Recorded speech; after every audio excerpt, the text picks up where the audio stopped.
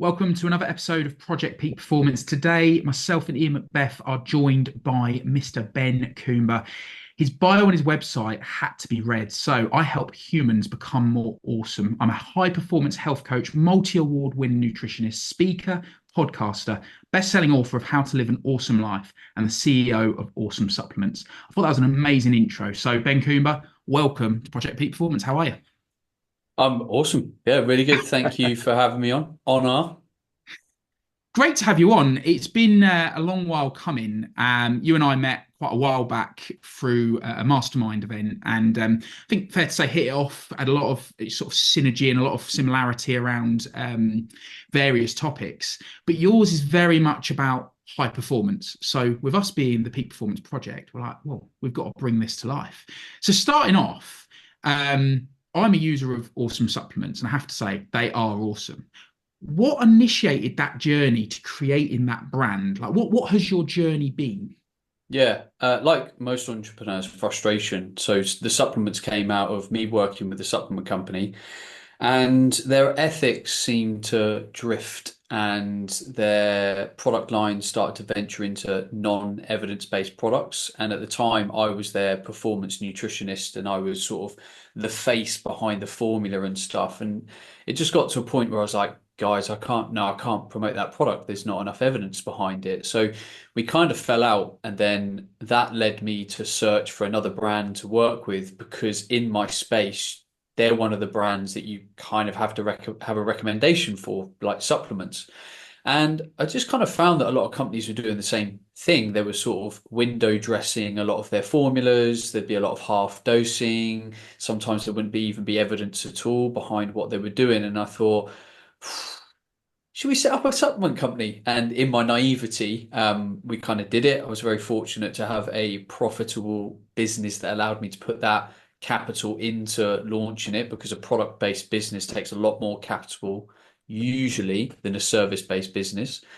And that was 8 years ago. And I suppose the three values we hang our hat on is that we want everything to be evidence-based.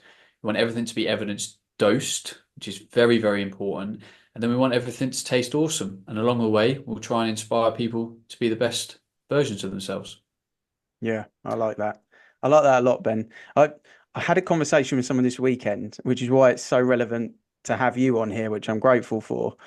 And we were talking about supplements, ironically, and we were talking about what I was using, X, Y, and Z. And then for someone that not really into their fitness or not into their performance as such, just turned around and said to me, well, why does anyone need supplements? Because if you kind of refer back to caveman DNA and then the evolution of humans, it's not like the caveman went and caught the gazelle and then popped a couple of creatines at the same time. So they asked me that question. It stumped me a little bit, but then Mhm. I had my response. But I'm interested to know kind of what your response is. Why are these extra sort of things important in modern day life, do you think? Yeah, it's an incredible question, and it has, I think, quite a lot of depth to it. So there's a few components. We've got to be careful with making comparisons to like past generations, because they had their own challenges of kind of life and death and disease and that kind of stuff. And life expectancy was kind of a lot lower and stuff. So I think a big or a key area to focus on here is like almost the nutrients that we're trying to get from like supplements. So, for example, there's a big argument where someone might say, well, why do you need a multivitamin? It's like, well, let's look at our current food qualities. There's quite a lot of reports that will show that the food that we grow is now not as nutrient dense as it used to be, because of our soil quality, because we keep kind of over harvesting it. We're not putting the nutrients back in. Regeneration practices are not what they used to be. So you've got that component. And then you've got the speed component of like supermarkets are pressurizing farmers to get their crops sooner. And I don't know about you. Now and again, I'll get, vegetables from the supermarket, or the fruit especially, I think you can notice this with. And I'm like, it's not even ripe. I almost can't use it. And they've picked it at a time where it then doesn't naturally ripen. Mm. And that's probably because the supermarket is putting the farmer under pressure. Like, by the way, we need those mangoes. And the farmer's like, the mangoes aren't ready. Well, we need the mangoes, so send us the mangoes. And it's like, So you've got that component, and then you've got people's eating habits. Like most people, be honest with yourself. How good is your diet? How good is the meat quality that you eat? How good are the vegetables that you eat? How many vegetables do you eat? How much food do you eat that could actually deplete some nutrients because of the way that it reacts in the body? So some nutrients can end up depleting the body. How much stress is your body under? How much alcohol do you consume? How much are you well hydrated? How well do you sleep? These are all factors in your nutrient status and what your body needs to kind of respond to. And then in the realm of peak performance, you've actually got people, I would argue, pushing the body more than the body is actually day to day wanting and capable to do. So if you take an entrepreneur, I know a huge amount of entrepreneurs that will wake up and their day is intense a lot of the time. Like they're up, it's kids, it's work, it's flying about. There's loads of different things. You could argue they're going about it in quite a stressy way, quite an energetic, quite an ADHD, like bam, bam, bam, bam, bam. And then it's kids again, then it's training, then it's maybe working a bit late, and then they get into bed at 10:30 p.m. and they collapse. Is that a healthy way to live? Short term, we can all handle it. Long term, probably not. So when you look at all of that, it creates a load and a need for the body. So when we look at research data, the research is quite good now at showing us that most people that supplement with the multivitamin live on average 3 to 5 years longer. Why? The chances are they're filling in those nutrient gaps. They're not being as susceptible to diseases. It's helping them with their stress. So it's a kind of a big topic, and it's quite complicated. And also, part of our conversation is optimizing, right? So someone that lived 100 years ago might not have been optimal, and we actually now have an opportunity to be optimal through all the research and the data that's being conducted all the time. So, like we've just brought out a sleep product. You could argue that the body should naturally be able to sleep nice 7, 8 hours, nice and deep, blah blah blah blah.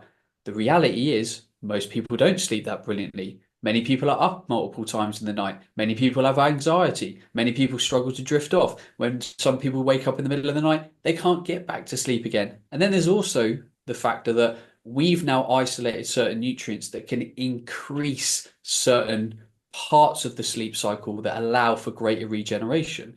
So our sleep product, for example, helps people generally, this is the benefit we're seeing, get a deeper night's sleep. So not necessarily sleeping longer, they're sleeping deeper, which means they're getting more advanced regeneration.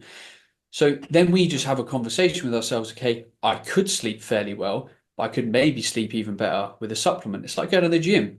You can go to the gym and lift weights. You can get loads of progress, but you could take creatine and on average get 5 to 8% better results as a result of that creatine. That's what the research shows. So there's a big argument of environment, and then there's a big argument of whether we're seeking sufficiency or optimal with peak performance. Yeah. I didn't answer it quite as detailed as that, if I'm honest. Well, you've got a recording of this now, so you can send it on to him. I'll send him that. I kind of just said the world that we live in now is not the same as what it was back then. Like very much like what you just said at the end there. I'm sat in an office with unnatural light on a Zoom call. I've got Wi-Fi going all around the place, Bluetooth going all around the place. And even when you go to sleep, you're sleeping in the perfect bed with your phone next to you, with the telly red light in front of you. Your iWatch is on charge typically, which probably flickers throughout the day. It's just a different world. And also we're not doing as much physical activity potentially in as many steps because we're not hunter gathering as you like. We're kind of sat in an office, on a chair doing that for the day. It blows my mind sometimes that you can see people 3,000-4,000 steps in a day, and then they don't sleep well, but they've loaded themselves with caffeine to get through the day and they haven't done any physical exercise and then they don't sleep. So yeah, I'm right on the same page as that. And it brings me into, I saw on your website just a really cool phrase. Physicality sets the stage for high performance. So moving away from like supplements for someone that I love my running. I was at the gym this morning.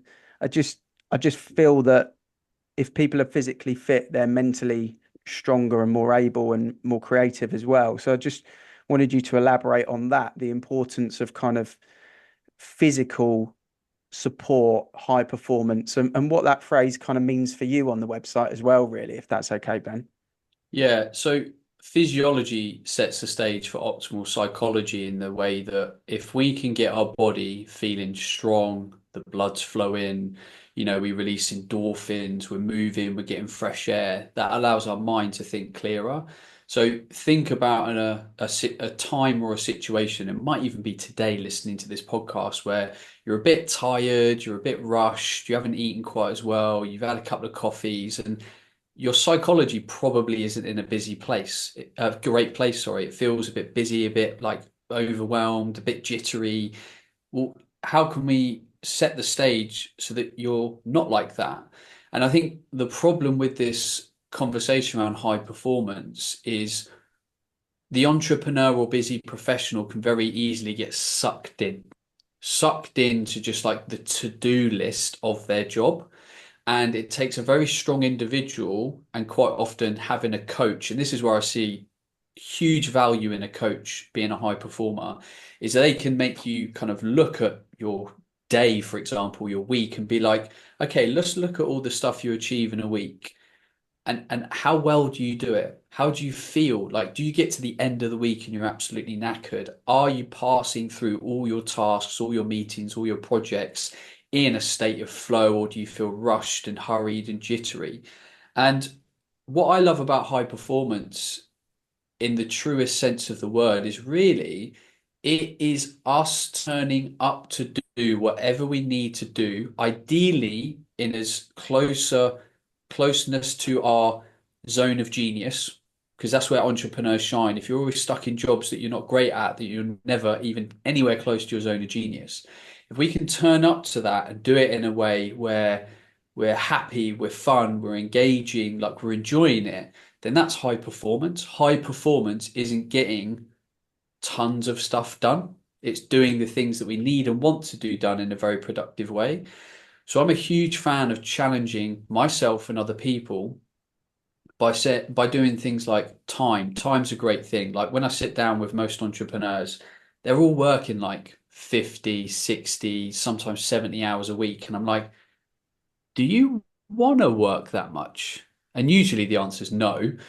I'm like, well, why are you working that much? Oh, well, because I've got a lot to do. I'm building a business, and just all these stories come out. And I'm like, what if you only had 30 hours a week to work? Oh, well, I wouldn't be able to get as much like success. I wouldn't be able to do as much. And I'm like, how do you know that to be true? You've never done it. And then there's that realization and contemplation. So ages ago, I was the victim of that story. And I said, right, I'm going to work a 30-hour week. What would happen for me to work a 30-hour week? And the reason I wanted to work a 30-hour week is I wanted to be more present with my kids. I wanted to have time to exercise. I wanted time to take a half day here and there because whatever, it just doesn't matter. I don't need an excuse. So I challenged myself and I then had to prioritize. And what ended up happening is I ended up having a better week. I enjoyed the week. I was in a better state of flow. And I'd say that actually there was a better outcome because I was so laser focused on all of the things that really had to be done to move the business forward because became a brutal optimizer. And since that week, I haven't worked, well, it's very rare. I haven't worked more than 30 hours a week ever since that day. And it's a brilliant place to be in because I'm constantly forced to say, you've got a limited amount of time, bro. You better focus on the right kind of stuff. And that gives me the opportunity to stay fit, to invest in my health and the food that I cook, to be present for my kids, to be able to take a day off when I want to go to the theme park with them or the forest or whatever. And ultimately, that's where most people want to be because I don't think you can ever perform at your peak working 50 hours a week. Yeah. You get to 40 hours a week, and those last 10 hours, you're flagging yourself to work. Your work quality is dog shit. Um, let's remove that and let's be optimal. And so that every working week can just be beautiful, enjoyable, flowing. But we have to challenge the beliefs and stories that are really holding us back from the way that we're currently doing things. Yeah. As you said that then, I wrote down, obviously you went through that transition, right? So you went from that silly amount of hours being input at the top end to going, actually, this isn't right. I've got to challenge this. So what would you say were your top three changes that you made? For those that are listening, those that are on that hamster wheel, as we said before we hit the record button, a lot of people that will be listening into this are entrepreneurs, they are business owners, they are looking to grow businesses and what have you, lead businesses. So what were the top three changes you made in order to get to that place? You have to work with your team to identify where you should be, because I think every business owner will be blind a little bit, because business owners, and I'll just use myself as an example, are very good at making ourselves important for every part of the business. Oh, I need to be involved in marketing. I need to be involved in this. But that's why we hire people. And if we haven't hired great people to do those things, then we're never going to step away. So it's on us to hire great people and empower them so that we can actually go and do the other, things that we kind of need to do. So you need to work with people to hold up the mirror to yourself.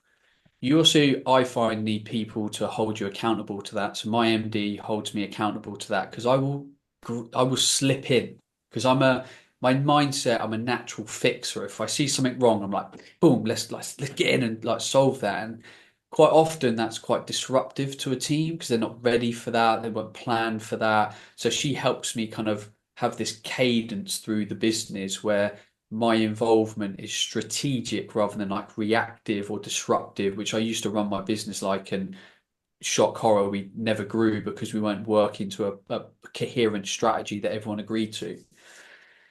The other thing is you need to have the things that you want to commit to in your diary, because every entrepreneur will fill space. So if I don't have my gym session in my diary at 4 p.m. or whenever I'm going to go, you'll fill that space, and you'll always have the mindset, oh, I'll go to the gym if I have time. I'll go to the run if I have time. No, you go to the gym to be better at your job. So go and put the run in the gym or whatever in your actual diary. And then third, constantly level up. Like, have a strategic coach, have a mindset coach. I have three coaches in my life currently. I'm now looking to hire my fourth coach. And you accelerate so fast on the journey when you have coaches. And a book that I'm reading at the moment is actually kind of supporting this a lot. It's one of the best business books I think I've read, actually. It's really enjoyable. It's called Buy Back Your Time by Dan Martell. Mate, it's so bizarre that you've said that. It's so bizarre. I'm listening to the audiobook at the minute and I've watched a couple of his videos recently. I'm like, do you know, from listening to that is Yeah. really interesting that you brought that up. You're He probably better into it than me, so go on. Yeah, I've been watching a lot of his stuff on YouTube, and I think it's actually spot on. Yeah. There's a few things that values wise I'm not 100% in alignment with. That's literally just how I want to live my life, and that's absolutely fine. But he, as a business leader or coach, I think he's got a very good mindset about the work that it takes to do certain things, but how an entrepreneur needs to get out of their own way for these things to happen, the value of constantly leveling up and what that actually looks like. Um, and it's not all about this kind of like alpha energy, such as the business world is like do more, work more, like, and actually being in a zone of genius and being whole as a human, you have to have this beautiful balance between the masculine and the feminine. And if you don't balance those energies, then you lose sight of where you're at, you lose sight of who you are, and you don't build a business from the right kind of place as well, the right kind of energy. And I think that's kind of really important. Um, and I think the nice thing I like about his mindset is like where you're at right now, simply listen to the friction. That friction is where you need to bring someone in to sort that thing out in your business so you can move on up. And I don't think I've always approached it like that in my business. I think we've mapped roles in the wrong way sometimes, not looked at some of the actual problems. So yeah, I'm just really enjoying his kind of approach to business. And I think if you were to ask me what's been the biggest lesson that I could give to other people from my last couple of years, because I think what I've done over the last couple of years is quite good. My business has been stuck at £1 million for nearly 4 years, and this year we've grown 70%. So we've done something different this year, and the things that we've done different are definitely practical and structural and strategic. But a big part of it is me. I've got out of the way of the team. I've leveled up the team. We're trying to hire the best people. All the stuff that you read in the business books to a degree, but you don't actually do Yeah. because you're involving your own sense of importance in too much of the stuff. And when you grow a business, there's always this like pain period of change. So let's say you bring in a social marketing manager, they come in, and for the first 3 weeks that they're in, your engagement drops by 15%. Oh, the entrepreneur panics, and then you dive in, and then you're trying to rescue the problem. And it's like, that's gonna happen. That's totally natural while they find their feet. You got to allow them to like fail a little bit. And if we always jump in, then they're going to be used to us coming in and fixing the problems. So if you've hired the right kind of people, it's like, that 15% drop in engagement, I fully trust that you will figure it out. I'm here if you want support, but it's your job to figure it out. It's not my job anymore. It's your job. I'm empowering you. I'll give you every tool you need. I'll give you the training you need, but that's now your problem. I didn't used to do that. It was constantly jumping in, jumping in, jumping in. And that's why I didn't grow. I think there's a big mindset thing, especially for business owners and people that have started their own company. It becomes their baby. But someone told me about 18 months ago, maybe longer, maybe 2 years ago, when they were kind of debriefing with me on some of the obstacles that potentially I was having. And I said a phrase which probably a lot of business owners, entrepreneurs say, which is, but the problem is no one else can do it to my standard. And we were talking about marketing, ironically, and they responded to me, no, you're correct. Some people do it better. And I was like, Boom. yeah, you're right. Some people do it better. And then from a recruitment point of view now, every time I look at kind of a managerial role or like you say, a level up within the team, the goal is how do we find someone that can do it better than X in there, or myself or my business partner or whatever it may be. And often when I ask that question, if I'm in a mastermind group with other business owners and they're kind of, but no one can do it as well as me, or no one does it to my standard, and I kind of conflict them with some people will do it better. It's a real eye-opening moment for recruitment, I think, for business owners, because then in the recruiting process, you're then searching for the person that's going to be better at that role than what you've Mm. got now, rather than going into it with ego, thinking, well, no one would be quite be to my level. You're almost like keeping yourself at a distance from finding the talented person that is going to be better than you, because that's what you've got in your head. It's your own little stumbling block. And yeah, I totally relate to that because it's something that someone threw that at me, and I was kind of like, ego could have easily gone, no, no. But actually, you're like, well, of course there are. Of course, there's people that can do it better than me. There's levels to every game, isn't there? So, yeah, I Yeah. like that. Yeah, I think this is where the narrative in business coaching advice in America can sometimes be better than over here, in that you'll often hear in America, like when you talk about startup culture and growing and being a bit aggressive with it, they're paying people good money to come in and solve problems. And the amount of time that I've mapped a role in our business and I'm like, oh yeah, let's put it out there and we'll pay like 25 grand a year or whatever. The reality is you've got to look at that and go, are we going to get an A player for 25 grand in this role? Like, hand on heart, we're not. Like, we're going to have to be paying 36 or whatever. So how about we don't waste all that time going through all those rubbish CVs, because the A players aren't even going to apply for that 25 grand. And the reality is, if you want to grow a great business, you're going to have to pay people good money. Like, it's Mm. just not going to happen otherwise. And what I did, unfortunately, as a coach, because I've been a coach for a long time, is I kept trying to like coach people in their job. Oh, we'll bring that D player in and I'll like coach them up. And then all of a sudden, I've lost 3 months of my life trying to coach someone that was never probably, quite often going to reach the level that we needed them to reach. Like, I want people to come in and tell me how to do the job. No, no, no, Ben, you've got the strategy all run. I've been doing this for 15 years. You want to do this, that, that. Right. Ben, get out of my way. Like, I'm ready. Like, they're the people that you want. And when yeah, you're doing an interview, there's a little energy shift that I see happens when I'm doing an interview. I end up starting to justify why they should work for us rather than me like interviewing and grilling them, because I'm like, can you come and work in my business? Because straight away I can see that you really do know your shit. yeah. Um, And I really, really, really wish I'd learned that lesson sooner. Yeah, you have Such to a learn it the powerful. hard way. I think that's the thing. Yeah. It's no, It's such a powerful message though, isn't it? And I can think of like recently having conversations with people that are looking to join our business, and that exact shift in the conversation happens where I'm like, actually, you're next level. This conversation doesn't need to be about we've gone through why you're a good fit. Now we need to work out how we're a good fit for you because Mm. this has got some real legs here. So it really is such a prevalent point, and I think very valuable.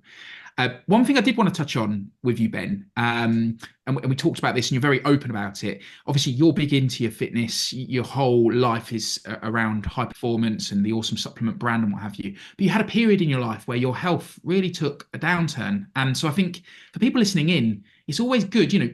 You've had a lot of success. You're creating an amazing business. I was a part of the test. So for anyone that's listening in, where Ben was just talking about the sleep product that Awesome Supplements have released, I was a part of the test phase for that. I wear the Whoop. I can show anybody that wants to see the results from when I did the test. The product is unreal for improving your sleep quality. But I think for a lot of people, it's always good to hear the journey that people have been through where they have had to suffer some hardship and they've had the downside. And I feel that you've gone through that. Are you happy to share that?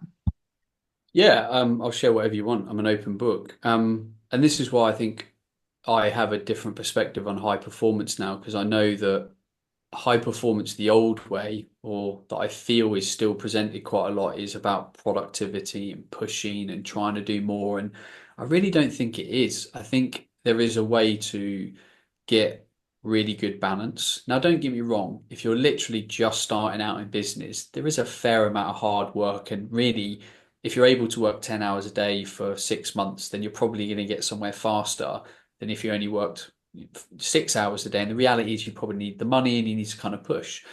But you don't want to be doing that long term. And it's very easy to get caught into that trap. And it's very easy to wear that as a badge of honor. And the whole world celebrates it. Like, even people's parents celebrate it. Oh, Joe, he's really busy. He's really, works really hard. He goes to work at 8 o'clock, don't come home till 7. I'm like, that's not a badge of honor. Your son's going to burn out in 3 years' time and have to go off sick for 3 months. So I spent years always on like the edge of burnout. I was just constantly just like a couple of weeks, and then I'd have a week where I'm like, God, I feel like I need to go on holiday. Like I'm just like, I'm holding on, I'm over caffeinated and I'm underslept. And I got long COVID, which in my eyes, a form of chronic fatigue syndrome. So I had to spend a good 14 months rehabbing myself out of that. And it's a very dark place. It's depression. You don't want to move. You can't think. You can't exercise. I had to spend my days doing less than 1,000 steps. Otherwise, I'd be in bed the next day and couldn't move. Like it's a horrible and very, very dark place to be. And you can imagine what I was like as a leader. You can imagine what I was like as a partner, as a parent. Not good. Family and everyone went through a very dark time, kind of being around me. So I'm very passionate about people leading from a place of purity, from the right place, from a place of truth, from real high performance, because life is for living now in like any moment. And again, in business in the early days, like work hard, like drive it. And everyone wants to work hard at the beginning because you're getting off the ground, it's exciting. But there needs to be a point where you pull back and just go, right, okay, we're off the ground, we're financially okay. Let's just get a bit of breathing room back again. I want to get back to running 3 days a week. I want to put a bit more time back into my nutrition and stuff, because you deserve that. And, you know, we can look statistically in the world of medicine, stress is a silent killer. The problem is, none of us know how it's going to manifest. Stress can lead to so many different things. It can manifest itself in an autoimmune condition, can lead itself, cancer, it's all sorts of things. So we've got to be really careful. And that's why I'm a big fan of, having coaches around you, having good people, really listening to your body. I wear an aura ring. I think it's a great physiological tool to have. Like I think the data that you can get from it is incredibly powerful, because if you don't, you might end up in a place like I did. And I have attributed a loss of £180,000 in, the year and a half that I was in a really bad place. And I've attributed an opportunity lost of about 300 grand. So in that period of me being ill, I pretty much lost 500,000. So you can work really hard now and break yourself, but at some point, it could well happen. And I know so many entrepreneurs, you get to like mid-30s and something happens, whether it's a hormonal problem, an anxiety related issue. I know loads of people. Um, and I don't want people to go to that place. No, I listened to, in fact, I had a conversation with and listened to a Paralympian that's had all sorts of medical issues, but outside of that, gold medalist at the Olympics in rowing, a chap called David Smith, amazing, very inspirational character. And in the conversation he shared with us, a room of business owners, was that when he, different to why he was a Paralympian, but when he was in the cardiac ward because he'd had an operation, he looked around and realized that the room he was in was full of people also that had had heart attacks and strokes and things like that. But they weren't what you would expect to see in the hospital. They weren't a load of 80-year-old people. They were late 40s, early 50s in that room. And as he kind of spent the month that he spent there, he was talking to different people, and pretty much 90% of the room that were going through that cardiac unit were all business owners that had just burnt themselves to the ground. Wow. They all regretted not spending enough time with their kids. They were all operating on 5.5 hour nights sleep, very high stress levels. And he shared that story with us because he was talking to that target audience a little bit younger and just said that's how important sleep is, recovery, and it's how much of an impact stress and lack of sleep can have on the human body. It will put you in that room. And it was very powerful because Mm. it made me totally reassess. And James will vouch for this because I've shared it before. In the same way that you're talking about your 30-hour week, I work 10.5 hours. I work from 10:30, sorry, till 4:30. And I work that 6 hour week in 6 hour day intensely because it allows me to do a school run, have tea with the kids, get my 12 hours a week training that I want to do for my running. And it allows me to live that life in balance. And I'm a better business owner now because I Mm. do that with purpose. I know I'm disciplined to say no to X, Y, and Z. And what I do in that day is very kind of functional and practical rather than just sort of being around because I think I should be around, and everyone gets here at 9 o'clock, but I don't walk in till 10:30. I don't feel guilty about that because they get the best of me in that 6 hour window. But that was really powerful, which totally relates to what you were talking about there for people that are listening is, yeah, don't get yourself in that room because you're trying to burn the candle too hard, effectively. It's a really important message, I think, for this generation of people that are really pushing into business because there's a lot more people now, especially since COVID, that starting that business journey. Um, there's a on your homepage, there's a word that always sticks out to me when I see people talk about it. It's a word that I talk about a lot, and it's the word obsessed. And I worry that that word is used a lot at the moment in fear from when people use it. Like yourself, you're using it in a very positive way on your website. I feel I'm obsessed with my trilogy, my life goals that I'm working towards, but I see it in a positive way.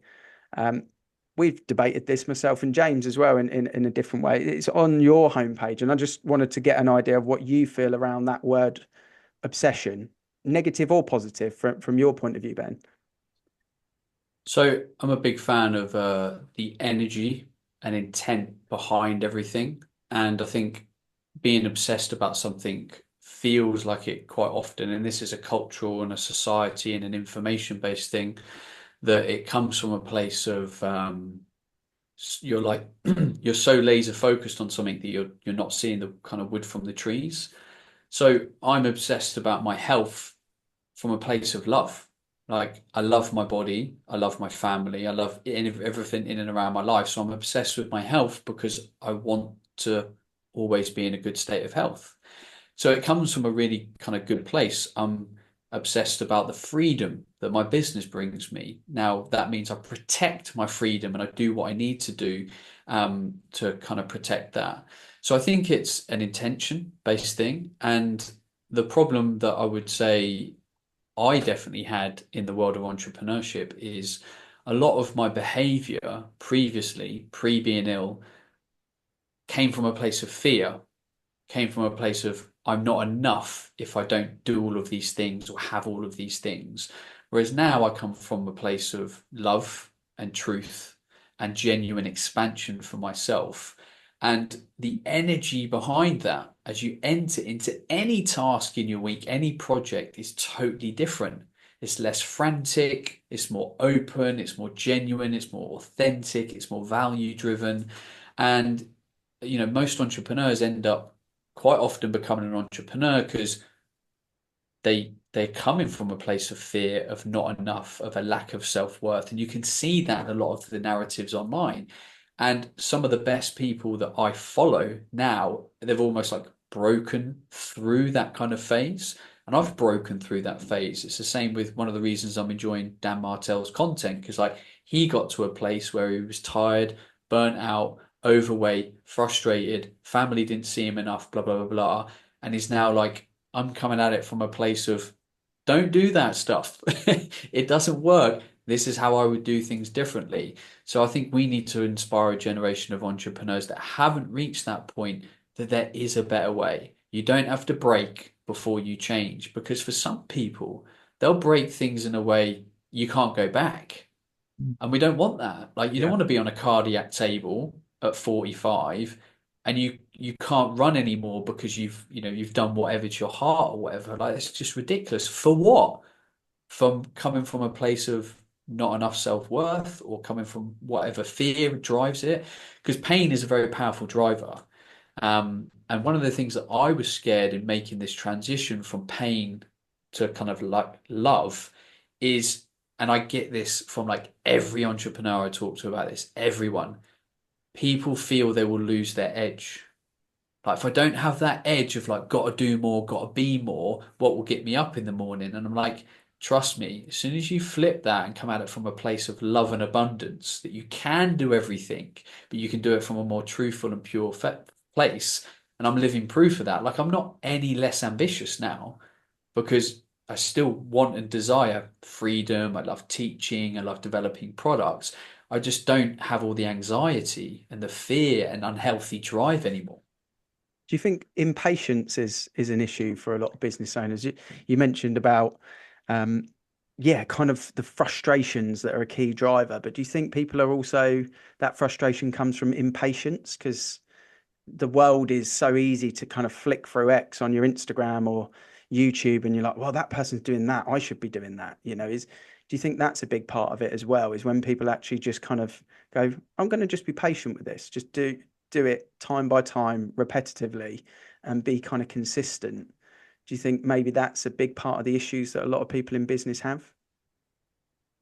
Maybe I'm kind of deep in thought because I'm trying to because I find impatience an interesting word. So it's very easy to feel like you're not doing enough when you consume quite a lot of media. So I consume very little social media, and most of my social media now is quite often on Twitter or YouTube. Like I'll find a video that I want to watch. Like this morning, I was watching a Dan Martell video in the gym, and it was a subject that I was very passionate about. I have YouTube Premium, so there's no ads, so I don't get interrupted.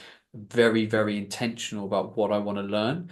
And I want to learn that because there's a gap in my knowledge, or there's an area I want to improve. But the problem is when you don't have intention behind your learning, you're exposed to all this different stuff, and then you're trying to work through it all like, oh, I'm not doing enough of this, and Hormozy's talking about that, and fucking Tim Ferriss is talking about this. Oh my God. Um, Whereas when you're intentional and you know your goals, you can come at everything, which you highlighted a great word earlier, purpose. What is the purpose behind your learning? What is the purpose behind your business? What is the purpose behind you getting up today? When you know that, you can direct all your activities in the right way. But because many people, me included, built a business from a place of fear and pain initially, actually my goal was very unclear.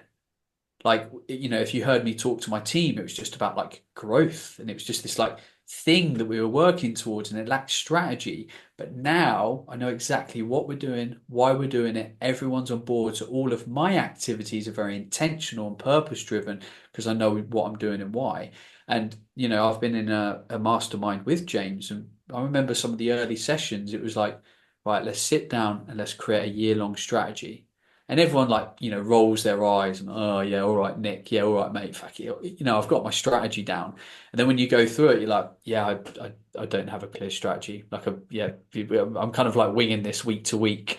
But that clear strategy creates intent behind everything. Take control, allows intent behind team projects, what you need to do your CPD on. Otherwise, you just float through it all. Um, yeah. Yeah, it's an interesting one. I think in the fitness space as well, when you consume content or knowledge or podcasts or whatever from expert level, I always remember listening to George St. Pierre's coach. For those that don't know, George GSP is probably one of the greatest UFC fighters ever. And he was talking about this state of flow with Joe Rogan of that is the way to become a better martial artist. It's not to go in and do a 20-hour training session and then expect to be awesome the next day. It's to go in and train the discipline well enough to be able to do the same training session the next day without fatigue and this state of flow. And I use the same analogy with the kids when I'm trying to get them to brush their teeth. You can't just brush your teeth really well one day of the month and then expect it to be okay. You've got to consistently do it. Same applied with digital marketing and social media. Same applied with me and running, and probably you would vouch for the same in the gym. You can't just go to the gym and do a 6-hour session on a Monday and then go, yeah, I'm good for the month. It's same in business, same in life, is kind of the discipline of doing those things, but knowing that those things that maybe you're not finding the most exciting in that moment are all because of the purpose, because of the goal, because of the ambition that you've got, because of the next level you're trying to get to in whichever segment that is. And I think that's why I use the word impatience, because sometimes people are too impatient to commit to what they're actually trying to do in a sort of strange backwards way. I'm interested to know from your point of view, Ben, how do you measure your own success? Like, do you have any like personal check-ins? You've got coaches obviously as well, but for you personally, we're approaching the end of 2024. We're in the last quarter of the year. What does your success measurement look like, and kind of what is that diagnosis analysis? Is there one? Is there not one? I'm just interested to know from your point of view. Yeah, I've got a couple of metrics. One is a lack of friction. So if I have a lot of friction, it quite often means I'm doing things that I'm not skilled at or I don't want to do, and I'm not in my zone of genius. So I listen to that because that means there's minimal friction. I'm enjoying my work week, my work month, or whatever. So that's one thing. That I maintain my level of freedom. So if I can't go to the gym regularly, if I can't go on holiday regularly, then I'm not getting the balance of business right. I'm getting sucked in too much. I'm starting to tell myself a story that I need to work X amount to be able to achieve X, and I know that not to be true. Then there's kind of sort of the financial goals to the business, because the reality is I want to grow it. Growth means that I'm doing things better. Growth means that we're building things in the right way, and there's kind of opportunities.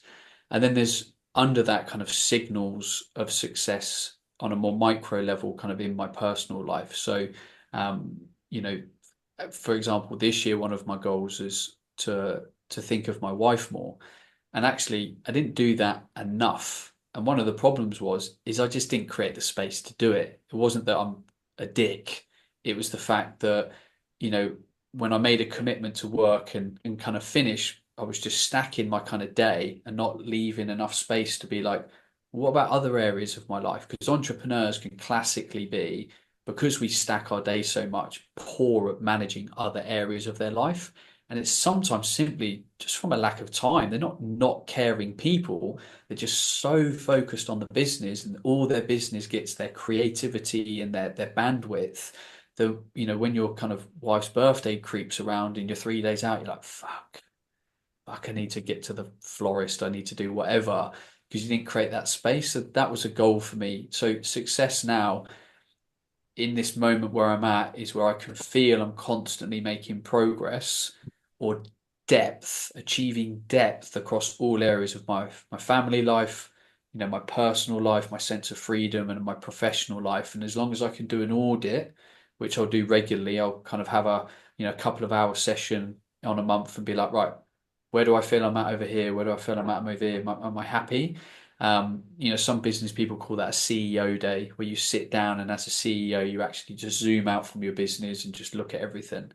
But again, you don't do that if you get sucked into the to-do list too much. Um, yeah. Stepping out of the business is such a vital thing. That's where the coach that you kind of talk about, having a coach in your world, business, personal, nutrition, whatever it may be, but stepping out of the business to actually kind of really look on things from a high level, the age-old phrase of work on the business, not in the business, but doing that for a period of time, I think is such an undervalued allocation of time. And what you were just talking about there, I think so many people, it's almost like I'm visualizing you got three paddling pools to fill up, but you've only got enough water for one. And people, you've got to try and have it balanced. You've got to have family, you've got to have fitness, you've got to have wealth, you've got to have those things balanced equally. But you can't go all in on one because the others will kind of dry out, or a plant, or whatever you want to use the analogy as. So it's interesting to hear that, because I think it's really important for people to kind of reflect. And as we approach the end of the year, it's a great way to kick off next year, is by being complimentary to the things you've done and being frustrated by the things you haven't, and then using those firepowers in a yin and yang style to kind of have a really successful 2025.